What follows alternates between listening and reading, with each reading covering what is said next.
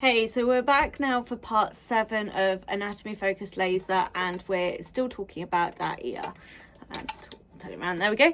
So we're still talking about our ear. We've looked at the anatomy, both the external and the internal anatomy. We've looked at common conditions that impact the ear, and then as a result, why would laser help some of those conditions? So now we're going to look at how do we apply it. And it's not quite as straightforward as just kind of treat the ear and that's it, because we have a very superficial area and we have a very deep structure here. So we need to make sure that we're treating adequately for those two regions and using the parameters correctly. Now, in terms of parameters, the key parameter that we're going to look at is the dose rate. So because we're treating superficially here, a dose rate of 1 to 3 joules per centimetre square is typically what's used. And then when we're looking at kind of the more external structures here, 3 to 6 joules per centimetre square again is typically used. In terms of wavelength, our standard wavelengths 810, 980, absolutely fine. Obviously, because we're treating fairly superficially, we don't necessarily need very, very high power, so we tend to use that kind of, again, commonly 3 to 5 watts. Again, it depends on your machine and how you're using it.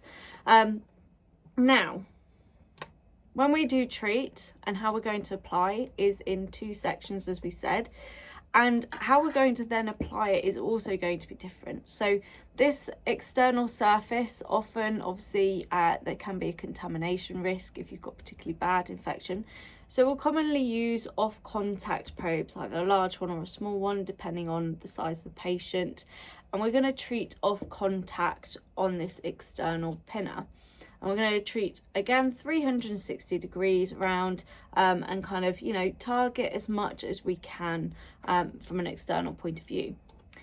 The second stage, if possible, is where we're going to bring our contact probes in.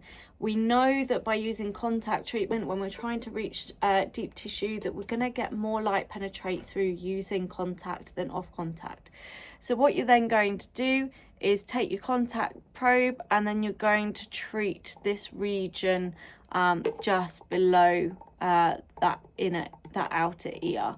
And we're going to make sure that we're targeting, again, this ear canal and kind of get as deep as we possibly can. The muscle structure here as well. If you can imagine, if you've got a sore inner ear, all of this is going to be impacted as well. So we don't just focus on this canal here. We want to be treating all of that region. So it's not just as straightforward as set your settings and kind of wave it around the ear. We really want to think about, first of all, okay, the anatomy structure. We've got superficial area and we've got a deep structure. So how are we going to target that most effectively? What dose should we be using? Again, superficial versus deep. And then how are we then going to apply our treatment to get the best result possible? And if you've got a patient that is sensitive to being touched in the first few sessions, then by all means start off contact, and as they become more comfortable, you can build that up to contact treatment there. Just go with how your patient is feeling and seeing. And the great thing about ears is that because we do have this external part of the ear, we do see changes very quickly, and it's really great to see. I always recommend taking pictures just before you start treatment. It's amazing how fast you actually see that inflammation start to reduce down when we are treating. So highly recommend taking pictures before and after. So that is our ear, and we've covered everything from anatomy to common conditions, how laser is going to help, and how we're going to apply it. So in our next video, we're going to start moving on to the next structure, which is going to be the mouth. So this is the next stage, because obviously we've been focusing very much on the head. So we've done brain, we've just done ears. We're now going to start looking at the mouth and what the anatomy is And then again, how can we use laser to help common dental conditions? So stay tuned for the next episode. If you've done any treatments on any ears and you've got any great pictures that you're allowed to share, obviously with all permissions, please drop them in below, because I'd love to see some of the cases that you guys have been treating. And I will see you guys in the next Anatomy Focus Laser series.